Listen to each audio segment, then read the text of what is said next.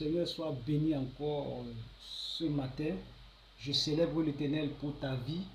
Je célèbre l'Éternel pour ce qu'il fait dans ta vie. Je célèbre l'Éternel pour le mouvement et l'être. Je dis merci à Dieu pour sanctifier pour le ciel. Je suis le serviteur de Dieu, l'apôtre David Lobet, visionnaire du ministère de sanctifier pour le ciel. Et je vais encore le rappeler, nous sommes une œuvre à caractère interdénominationnel. Nous n'appartenons pas à une dénomination, nous nous réclamons du corps de Christ, mais nous n'appartenons pas à une dénomination. Et notre but, bien sûr, c'est de parler sur la parole de Dieu. Et comme je vous l'avais promis hier, quand je faisais l'introduction de la reprise de la diffusion des enseignements vidéo, je disais tantôt que le Seigneur m'a mis à cœur de partager sur une série d'enseignements. Et le premier enseignement que nous allons partager, c'est sur les armes du chrétien. Je sais très bien que beaucoup de personnes récitent Éphésiens chapitre 6, les versets 10 à 18, mais par la grâce de Dieu, durant 6 jours, chaque jour, nous allons essayer d'expliquer qu'est-ce que c'est la ceinture de la vérité, le casque du salut, l'épée, les chaussures, toutes ces choses-là. Nous allons expliquer cela à la lumière de la parole de Dieu, parce que la vérité n'est pas dans ma tête, la vérité n'est pas chez un homme, mais la vérité c'est dans la parole de Dieu. La Bible déclare dans Romains chapitre 10, le verset 8, qu'il envoie sa parole et sa parole est délivrante. Et je crois comme vous et moi que seule la parole de Dieu a la puissance de pouvoir nous délivrer de l'ignorance, de pouvoir nous délivrer des faux pasteurs, des faux chrétiens, des faux apôtres, afin que nous parvenions tous à la connaissance de la vérité. Alors Seigneur, merci encore pour ce midi, merci pour la grâce que tu nous accordes de partager sur le thème les armes du chrétien. Et nous commençons, Seigneur, ce programme aujourd'hui avec un puissant thème qui est la ceinture de la vérité. Seigneur, accorde-moi la grâce de parler de ta part et que je ne parle pas de la mienne, au nom de Jésus-Christ. Amen. Bien-aimés dans le Seigneur, pour le moment, nous n'avons pas encore la capacité d'écrire les versets bibliques, mais je vous prie de lire avec moi quand vous écoutez ces enseignements, que vous soyez aussi édifiés. Je préfère prendre une version qui est très commune, celle qui est la seconde 1910, parce que j'ai une autre version qui est seconde 21. Mais pour que cela puisse nous aider tous, je préfère donc ouvrir la 8 secondes de 1910. Et c'est là que nous allons étudier dans Éphésiens chapitre 10, chapitre 6 autant pour moi. Je préfère commencer au verset 6 parce que c'est très pertinent. Avant de parler sur le sujet même, j'aimerais souligner quelque chose qui est très important. Éphésiens chapitre 6, verset 10 à 12. Je lis pour la gloire de Dieu. Verset 12 à 18. Au reste, fortifiez-vous dans le Seigneur et par sa force toute puissante. Verset 11. Revêtez-vous de toutes les armes de Dieu afin de pouvoir tenir ferme contre les ruses du diable. Car nous n'avons pas à lutter contre la chair et le sang, mais contre les dominations, contre les autorités, contre les princes de ce monde de ténèbres, contre les esprits méchants dans les lieux célestes. C'est pourquoi prenez toutes les armes de Dieu afin de pouvoir résister dans le mauvais jour et tenir ferme après avoir tout surmonté. Voilà, verset 14, tenez donc ferme, ayez à vos reins la vérité pour ceinture, revêtez la cuirasse de la justice, mettez pour chaussure à vos pieds le zèle que donne l'évangile de paix, prenez par-dessus tout cela le bouclier de la foi, avec lequel vous pourrez éteindre tous les traits enflammés du malin. Verset 17, prenez aussi le casque du salut et l'épée de l'esprit qui est la parole de Dieu. On va s'arrêter au verset 17.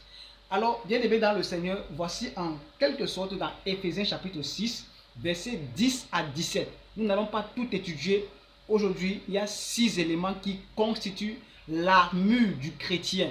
Il y a la vérité, il y a la ceinture de la vérité, il y a la cuirasse de la justice, il y a les chaussures, il y a le bouclier de la foi, il y a le casque du salut, il y a l'épée de l'esprit qui est la parole de Dieu.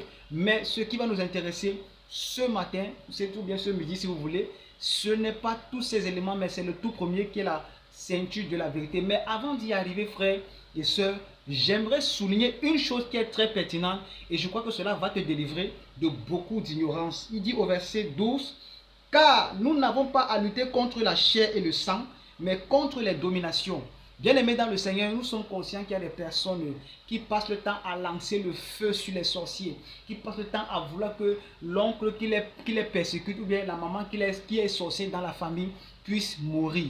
Non, ce n'est pas une prière spirituelle. Parce que ton ennemi, mon frère, ma soeur, même si c'est ta maman qui est sorcière, qui te persécute, ce n'est pas ta maman qui est ton ennemi, mais c'est l'esprit qui la pousse à te persécuter. C'est ça qui est les ennemis. C'est pour cela que l'apôtre Paul dit ceci: nous ne luttons pas contre la chair et le sang. C'est-à-dire, on ne lutte pas contre les hommes. Les hommes ne sont pas nos ennemis. Amen. Les hommes ne sont pas tes ennemis, même s'ils te persécutent. C'est la raison pour laquelle, frère, je vais dire cela aux frères qui aiment toujours critiquer les autorités comme les chefs d'État, soit des gens qui sont dictateurs. Ce ne sont pas ces chefs d'État dictateurs qui sont nos ennemis, mais ce sont les esprits qui les poussent à mal gouverner. Donc on n'a pas le droit de haïr un chef d'État qui est élevé en dignité parce que c'est Dieu qui l'a établi. On n'a pas le droit de haïr nos parents qui nous persécutent parce qu'ils sont sorciers ou bien parce qu'ils fréquentent les marabouts. Non, ce n'est pas contre la chair et le sang que nous luttons. Alors il dit donc, nous devons nous fortifier dans le Seigneur.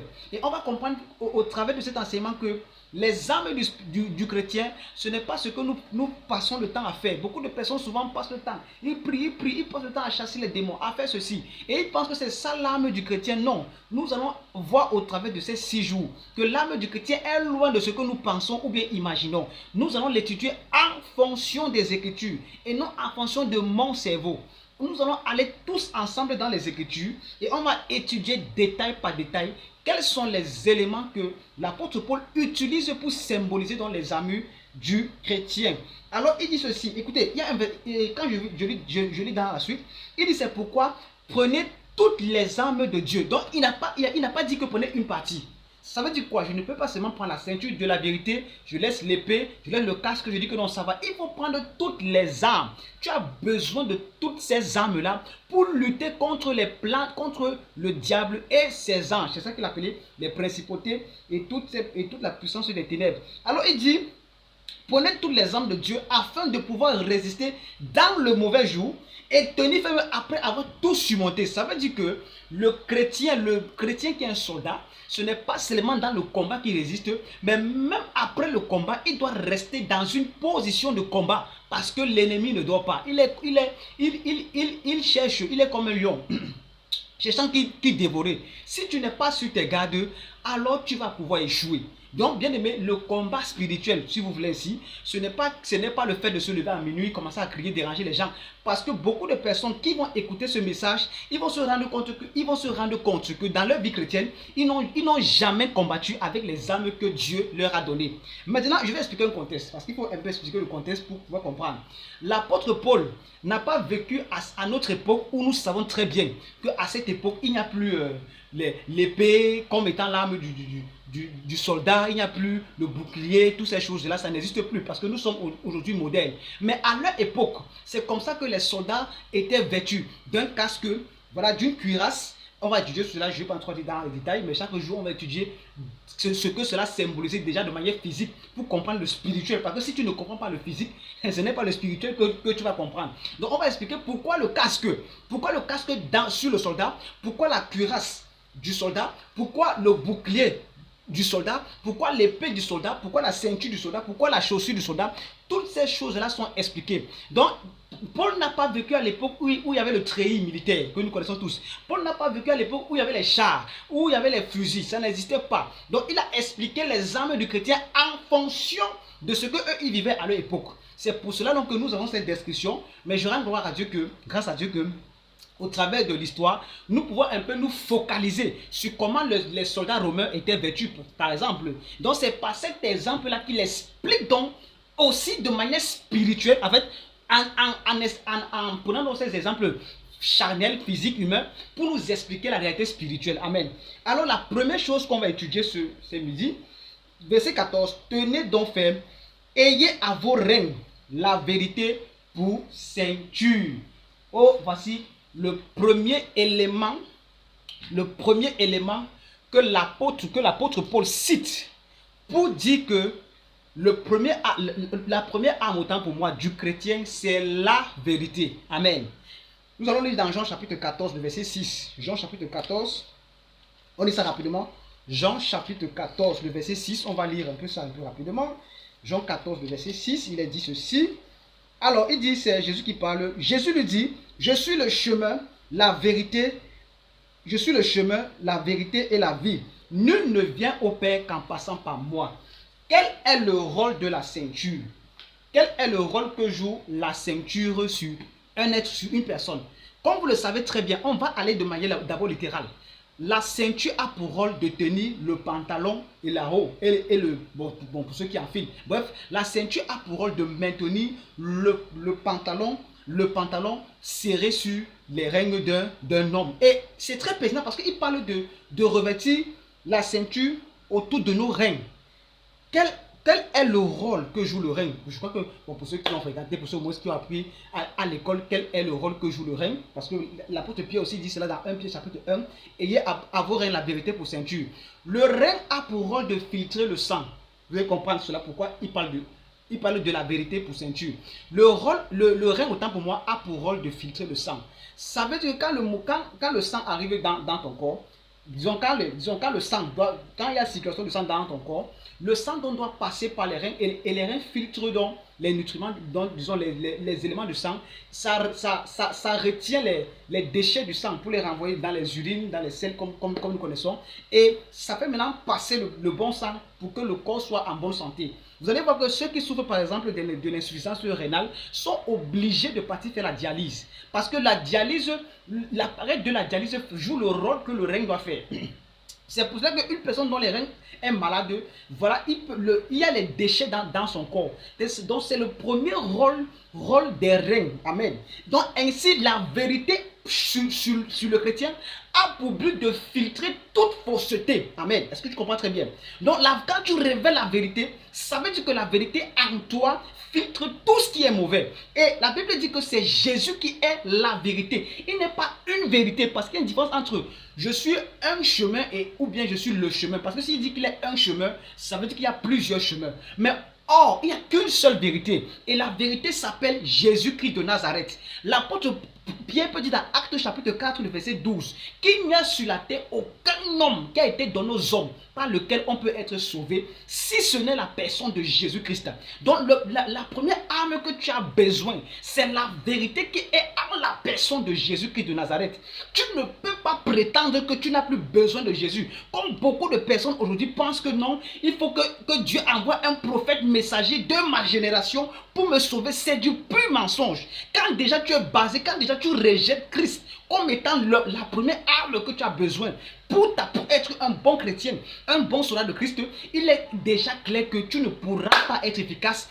Une personne qui porte le pantalon sans ceinture, qu'est-ce qu'il va faire? Il ne pourra pas marcher. Et c'est ainsi que beaucoup de chrétiens, ils sont donc revêtus comme ça des soldats qui n'ont pas de ceinture. Et quand ils vont vouloir avancer, ils vont tomber. Pourquoi? Parce que Jésus est l'auteur et le consommateur de la foi. Si tu ne fixes pas tes regards sur lui, comment vas-tu avoir la foi? Or, sans la foi, nul ne peut être agréable à Dieu. Donc, je vais te rappeler ce matin que tu n'as pas besoin de baser ta foi sur un apôtre, sur un pasteur, sur un prophète. Tu dois baser ta foi sur Jésus-Christ de Nazareth. Parce que c'est lui qui est la vérité. C'est lui qui tient ta main pour t'amener vers le Père. Personne ne peut le faire. Parce qu'il a été le pont de la réconciliation entre Dieu et les hommes. C'est lui seul qui est capable, au travers de son sacrifice, au travers de son œuvre salvatrice à la croix, pour pouvoir te ramener à Dieu. Donc tu ne peux pas prétendre être un chrétien. Tu ne peux pas prétendre être enfant de Dieu et tout en refusant Jésus-Christ de Nazareth. C'est hors contexte, frère.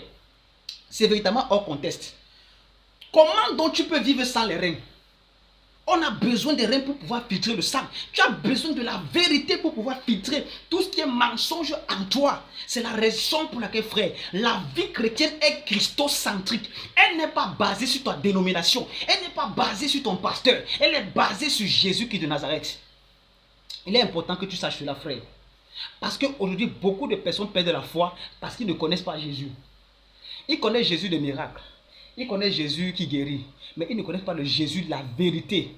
C'est pour cela que vous allez voir des personnes, après 20 ans, 25 ans de foi chrétienne, ils abandonnent la foi pour aller suivre Kakou, pour aller suivre des mensonges. Ils quittent la vérité pour aller suivre le mensonge, frère. Nous ne sommes pas de ceux qui se retirent pour se perdre, mais de ceux qui ont la foi pour sauver leur âme. Avoir la foi, c'est avoir les yeux fixés sur Jésus. Si tu ne fixes pas les yeux sur Jésus, ça veut dire que tu n'as pas la première âme. Tu ne peux même pas bouger. Une personne, un soldat qui n'a pas de ceinture, comment il peut aller en guerre? Il va tomber, frère. Et beaucoup de chrétiens sont comme ça. Ce sont des chrétiens, mais sans Jésus. Il n'y a rien de Jésus en eux, pardon. Excusez-moi. Il n'y a rien de Jésus en eux. Il n'y a que le monde. Il n'y a que les choses du monde en eux. Il n'y a que les choses du pasteur en eux. Mon pasteur a dit. Mon pasteur a fait ceci. Mon prophète a dit. Moi, je crois au prophète messager. Tu crois au prophète, mais tu ne crois pas à Jésus. Tu ne crois pas à Jésus, frère. L'apôtre Paul a dit au geôlier, crois au Seigneur Jésus. Tu seras sauvé, toi et ta famille. L'apôtre Paul dit dans 2 Corinthiens chapitre 6, nous ne prêchons pas nous-mêmes, c'est Jésus-Christ que nous prêchons.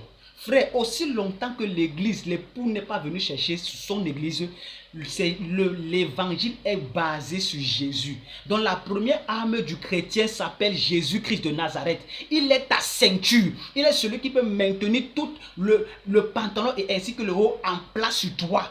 La Bible dit de nous revêtir de Christ.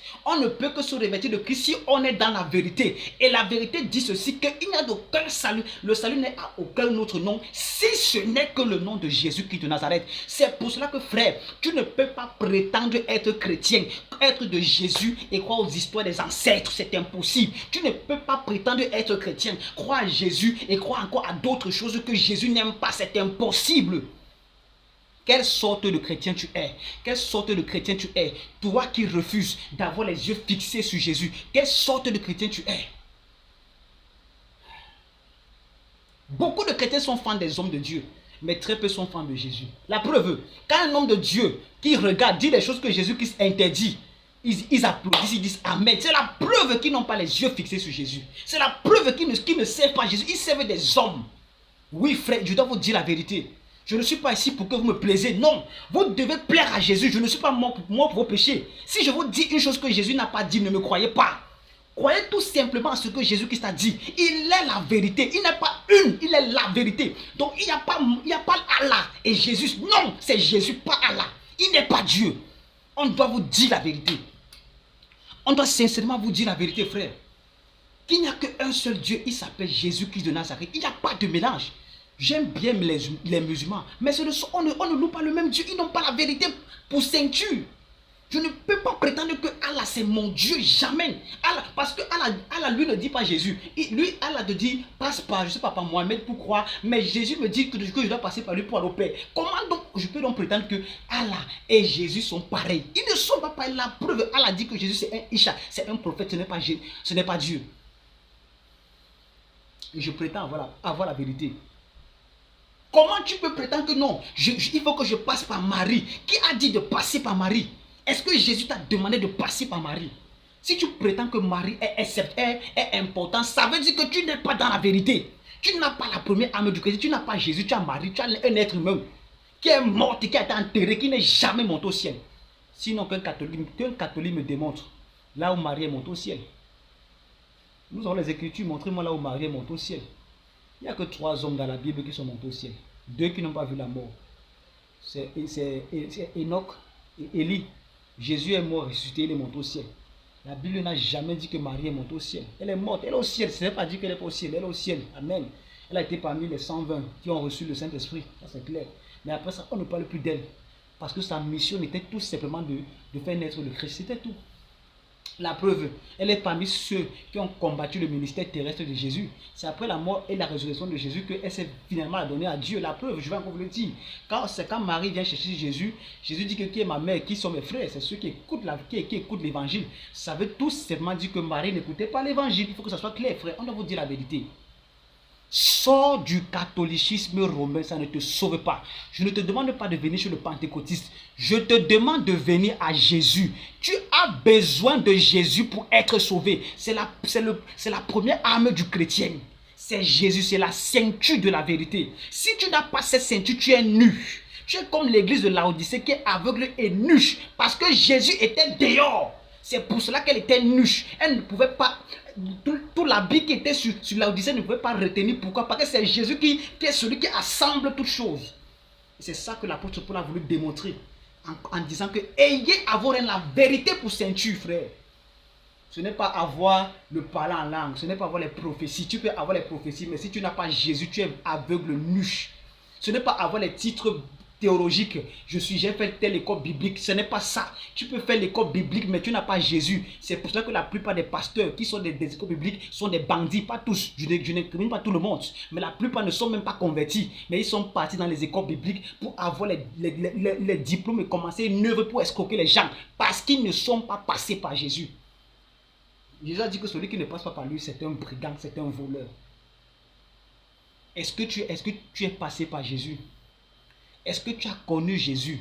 Est-ce que Jésus-Christ est en toi? Ou bien tu crois à ton église, tu crois à ton pasteur? Mon frère, ma soeur, il faut croire à Jésus. Moi, je veux croire à Jésus. Moi, j'ai besoin de Jésus. Tu as besoin de Jésus.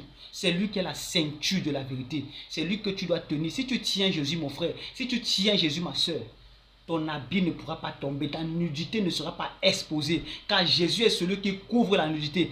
Jean dit dans Jean 1,29, voici l'agneau de Dieu qui ôte le péché du monde. Oui, frère, nous avons un consolateur, le Paraclétos, dans 1 Jean chapitre 2. C'est lui qui s'est donné comme victime expiatoire pour toi et pour moi. Comment tu peux prétendre qu'un homme peut te sauver? Un homme qui est né de chair, qui est né pécheur comme toi peut te sauver. Or, Jésus qui n'est pas né de péché, c'est le seul qui ait pu sauver l'homme. Parce que même Moïse et les autres n'ont pas pu sauver. Mais Jésus qui seul t'a sauvé. C'est lui qui est la vérité pour ceinture. Donc si tu prétends être chrétien, je ne dis pas catholique, je ne dis pas pentecôtiste, je ne dis pas témoin de Jéhovah. Si tu prétends être chrétien, ça veut dire que Jésus-Christ doit être ta ceinture de la vérité. Maintenant, à toi de répondre à toi, mais pas à moi. Est-ce que Jésus-Christ est la ceinture dans ta vie? Si Jésus-Christ est la ceinture dans ta vie, pourquoi tu viens encore dans le péché? Pourquoi tu n'as pas encore expérimenté la délivrance de la puissance du péché selon Romains chapitre 6? Sachant que notre vieil homme a été crucifié avec lui à la croix pour que nous soyons plus esclaves du péché. Si tu es encore esclave du péché, ça veut dire que tu n'as pas la ceinture de la vérité. Toute personne qui a la vérité pour ceinture, automatiquement est délivrée de la puissance du péché. Frère, le jour que j'ai rencontré Jésus, ma vie a changé, c'est en 2007. Jésus m'a donné un amour que même mes parents n'ont pas pu me donner. Même si mes parents étaient des milliardaires, ils pouvaient me donner tout ce que le monde aussi a. Mais le degré d'amour que Jésus m'a donné, aucun homme, même mon épouse, ne peut pas me donner cela. Parce que Jésus-Christ est la vérité. Il n'y a pas de vérité. Donc, tu as donc compris cet après-midi, ce midi, que la première âme que tu as besoin, c'est Jésus de Nazareth. Et si tu n'as pas Jésus-Christ de Nazareth, si toi, mon frère, ma soeur, toi qui m'écoutes, tu n'as pas encore reçu Jésus dans ta vie, je vais t'exhorter selon Romains chapitre 10. Romains chapitre 10 à partir du verset 8. Comment est-ce qu'on reçoit Jésus? On ne reçoit pas Jésus parce qu'on va à l'église. Tu peux passer à l'église, mais tu n'as pas Jésus. On reçoit Jésus-Christ comment? Quand on le confesse. Romains chapitre 10 à partir du verset 8. Je dis souvent, ce verset c'est bien pour tous ceux qui partent évangéliser. C'est un très bon verset d'évangélisation. Il dit ceci. Il dit au verset 8, au verset 10. Verset 8 d'abord même, on peut commencer 8, 10. Car c'est, voilà, verset 8. Que dit-elle donc? Romains 10, verset 8 à 10. Que dit-elle donc? La parole est près de toi, dans ta bouche et dans ton cœur. Or, c'est la parole de la foi que nous prêchons. Si tu confesses de ta bouche le Seigneur Jésus, et si tu crois dans ton cœur que Dieu l'a ressuscité des morts, tu seras sauvé. Car c'est en croyant du cœur qu'on parvient à la justice, et c'est en confessant de la bouche qu'on parvient au salut, selon ce que dit l'Écriture. Quiconque croit en lui ne sera point confus. Voilà donc la parole de Dieu qui concerne comment recevoir Jésus. Il faut le confesser, il faut l'accepter comme son Seigneur et Sauveur personnel. C'est la base de la vie chrétienne. C'est pour cela que Jésus est celui qui te donne la ceinture de la vérité. C'est lui qui est la ceinture de la vérité. Tu ne peux pas prétendre être chrétien et ne pas avoir Jésus. La vie chrétienne est basée sur Christ parce que c'est lui qui est le fondement, qui est la pierre angulaire. Et les apôtres, les prophètes et tous les autres ministères sont ceux-là qui bâtissent sur cette pierre angulaire. Donc l'église n'est pas bâtie sur un homme. L'église est bâtie sur Jésus-Christ de Nazareth. Je prie que le Seigneur t'accorde la grâce. Toi qui n'as pas encore accepté Jésus-Christ, de l'accepter dans ta vie. Et que le Seigneur puisse se révéler à toi comme il s'est révélé à moi par la grâce, par sa grâce, par son amour. Il ne s'est pas révélé parce que j'étais plus sage que toi ou bien plus intelligent que toi, non. Il s'est révélé juste parce qu'il m'a aimé. C'est tout. Je n'ai rien fait d'extraordinaire, mais lui seul, il a voulu me sauver. Donc je prie que le Seigneur te bénisse ce matin. Nous allons continuer demain avec le second thème. On va rapidement dans Éphésiens chapitre 6. Demain, nous allons continuer donc cette série d'enseignements des armes du chrétien. dans Éphésiens chapitre 6 avec comme seconde arme, voilà, on a parlé de la vérité, la cuirasse de la justice. Nous allons étudier cela. Je vais encore résumer en bref, voilà, la vérité pour ceinture. Un militaire ne peut pas porter son vêtement militaire sans toutefois avoir la ceinture, parce que la ceinture retient le vêtement entier sur le corps. Donc une personne qui n'a pas la ceinture, quand il va courir, marcher pour aller en guerre, il va tomber. Et malheureusement, beaucoup de soi-disant chrétiens sont comme ça. Ils sont sans ceinture. C'est pour cela qu'ils n'arrivent pas à manifester la gloire de Dieu. C'est pour cela que le péché, ils sont toujours esclaves du péché. Ils confessent les mêmes péchés chaque jour, sans toutefois expérimenter la délivrance du pouvoir du péché. Pour toutes les questions, s'il y a des questions, des incompréhensions, contactez-moi sur la page, soit sur la page officielle YouTube, ou bien sur mon numéro pour ceux qui ont mon contact. Je vais répondre par la grâce de Dieu à la lumière des Écritures. Que le Seigneur vous bénisse. Rendez-vous demain pour parler de la cuirasse de la justice, un thème très important. Que le Seigneur te bénisse. Shalom, shalom, shalom.